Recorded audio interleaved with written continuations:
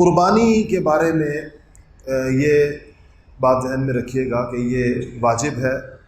لیکن کس پر واجب ہے؟ اس کے لیے 4 شرائط۔ پہلی شرط اس میں یہ ہے کہ جس پہ قربانی اس شخص پر آئے گی جو بالغ ہو۔ نابالغ بچہ اگر مال کا مالک بھی ہے، جس طرح بعض صورتوں میں نابالغ بچے مال کے مالک ہوتے ہیں، تو بھی ان کے اوپر قربانی نہیں ہوتی، بلوغ کے بعد ہوتی ہے۔ اس لیے گھروں میں بعض لوگ اپنی بچیوں کو زیور دے دیتے ہیں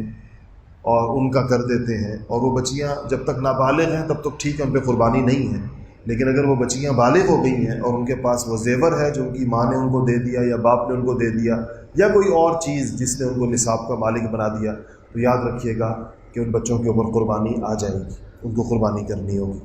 تو پہلی شرط تو اس کے اندر یہ ہے کہ بالغ ہو، اور دوسری شرط یہ ہے کہ پھر عاقل، جس کو کہتے ہیں نا سین اینڈ میچور، یعنی عاقل کا مطلب یہ کہ دیوانہ نہ ہو، پاگل نہ ہو، جس کے اوپر شرعی احکامات لاگو ہی نہیں ہوتے۔ ہمارے ہاں اس کو کہتے ہیں نا کہ لیگل پرسن کہتے ہیں جس آدمی کے اوپر قوانین کا اطلاق ہوتا ہے، تو اس کے لیے اس کا پورے قوانین کا مکمل طور پر تو عاقل ہونا۔ تیسری شرط یہ ہے کہ جس پر واجب ہے وہ مقیم، مسافر نہ، مسافر کے اوپر قربانی واجب نہیں ہے،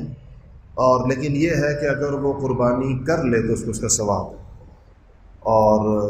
اس کی قربانی پھر اس پہ واجب نہیں ہوگی۔ اور چوتھی یہ ہے کہ وہ بندہ صاحب نصاب